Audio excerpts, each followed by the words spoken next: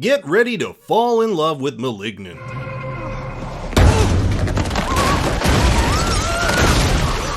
That's got to hurt. I don't care where you're from. Okay, I didn't mean that literally, but let's move on. James Wan, the man behind such beloved horror classics such as Insidious, The Conjuring, and Aquaman, comes at us with his latest spine-tingling entry, Malignant. So in this video, we'll be taking a look at its ending, its shocking twists, and details you missed along the way. But before we begin, make sure to like and subscribe, or my parasitic twin will take over and force me to do videos on only romantic comedies. I mean, those can be terrifying too. Hey, I know that. It's the company that always copyright strikes me. Well, here's the Warner Brothers logo stylized to make it look like an old VHS tape. And that's because VHS tapes play a large role in uncovering the mystery of the movie. It's basically a device used to get out a lot of the film's exposition. So we open on Simeon Research Hospital in 1993, and you just know when a hospital looks creepy as nothing good can really happen here. The director has also decided to tinge some of the windows in green, which is commonly used to represent sickness. On recording, we're introduced to Dr. Florence Weaver, a surgeon at the hospital conducting research on a boy named Gabriel. Apparently, none of the therapies are working on him, and he's a little bit violent.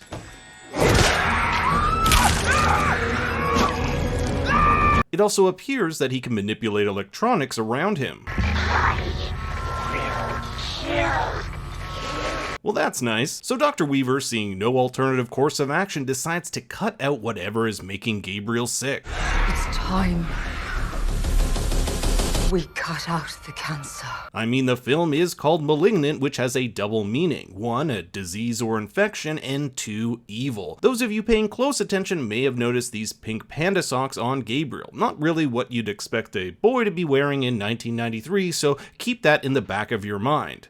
That pun will become evident later on. Flash forward to present day, where we're introduced to our main character, Madison Mitchell. She's pregnant, coming back from a long, hard day's work to be greeted by her gem of a husband, Derek. How many times do I have to watch my children die inside of you? That was uncalled for. But really, the worst thing he does is wear his shoes on the bed. So he's mad, I guess, that she's had a bunch of miscarriages, it's really insane, and ends up slamming her into the wall, and the back of Madison's head splits open. Of course, spousal abuse is an automatic sleep on the couch, but in the middle of the night, he's awoken by the sound of a kitchen blender going off, and something tells me it isn't Madison making a late-night smoothie. As Derek investigates, he sees the fridge door open, the TV turns on by itself, and a strange, long-haired figure is in the living room. Although my favorite was when the couch cushion pops up like mine does after I binge watched 10 hours of Netflix. Derek is attacked by the figure and his head brutally twisted apart. Later that night, Madison wakes up with some casual blood on her pillow, which for me was a typical night in college, and finds her dead husband. She too is attacked and knocked out. The next day, Madison wakes up in the hospital next to her sister, Sydney. She has to be the bearer of bad news, telling Madison that her baby didn't make it. This is now her fourth miscarriage in the last 2 years.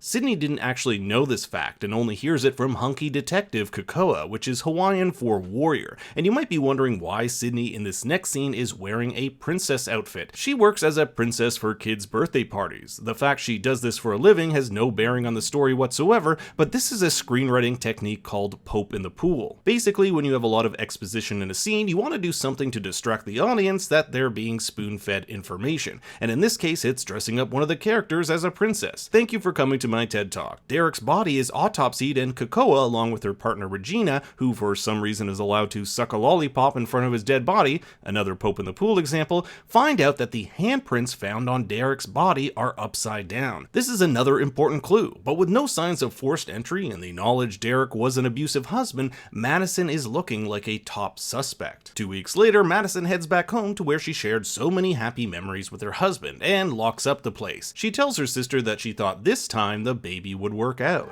It felt so real this time. We just couldn't do enough to protect her. And later on, she confides in her sister something I found to be worded really odd, a reason of why she wanted a child.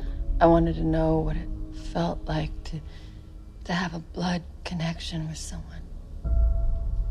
A biological connection. And Sydney's like, I'm your biological sister, hello, but here we get our first twist of the movie. Madison isn't Sydney's sister, at least not biologically. She was adopted when she was 8 years old, just before Sydney was born. Across town, a series of grisly murders occur. The doctors who worked on Gabriel as a child are being hunted down one by one and brutally killed, something Madison witnesses firsthand as she is transported as if in some sort of astral projection. She can see them, but they can't see her. Kakoa, who's in charge of investigating these murders, finds that Dr. Weaver kept records of all her patients. And guess who just happens to be one of them? A young Madison before she was adopted, although her original name was Emily May. So now Madison has a connection to these new string of murders. Everyone who is dying once treated her at Simeon's hospital. Meanwhile, a woman who runs tours of Seattle's underground is kidnapped by Gabriel, or at least that's who seems to be committing all these crimes. Yes, Gabriel, Madison's imaginary friend. Wait,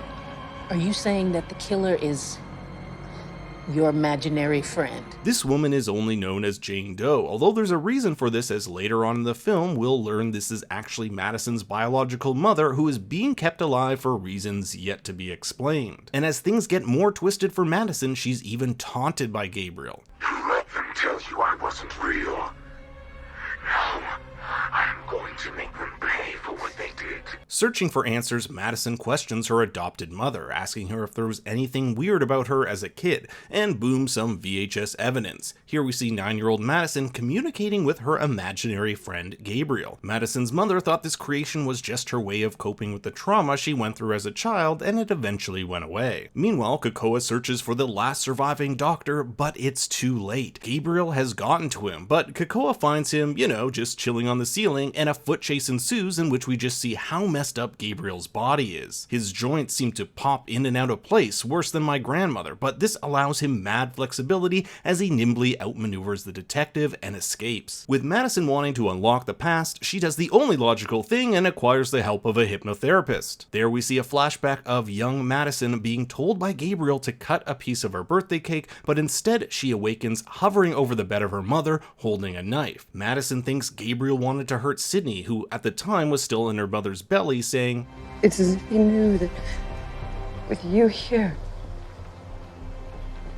I wouldn't need him anymore. So now we have a jealous, homicidal, imaginary friend on our hands. Hey, remember Madison's biological mother who got kidnapped? Well, she's cut through her confines and escapes, only to fall through the ceiling and straight into Madison's living room. Yes, her biological mother has been tied up in her own house this whole time. They even find all of Gabriel's weapons in the attic. Now the detectives are like, hey, do you think Madison's doing all these murders? So they lock her up. During Madison's interrogation, Kakoa receives a call from Gabriel. I'm a figment of her imagination.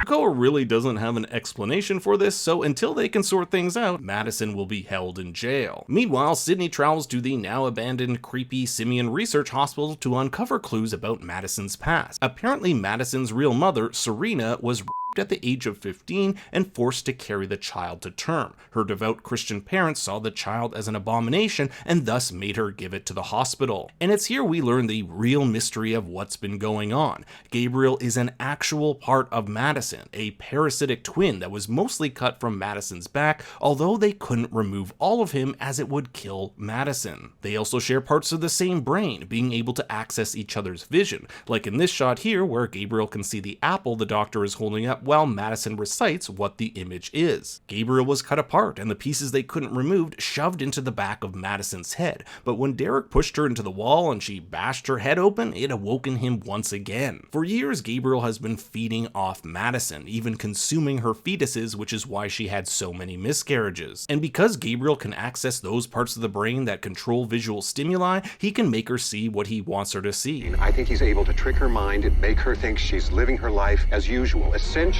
placing her in a mental prison. So this whole time, it's been Gabriel using Madison's body like a puppet to commit all these murders. It's here we get one of my favorite sequences in the entire film. Gabriel takes over Madison's body, kills all the women in her cell, and escapes captivity in the worst thing to happen to a police department since Terminator. I'll be back. It's a massacre, and I just gotta throw this clip in there, it's just too funny. Think you're right, Joey, the title's coming in.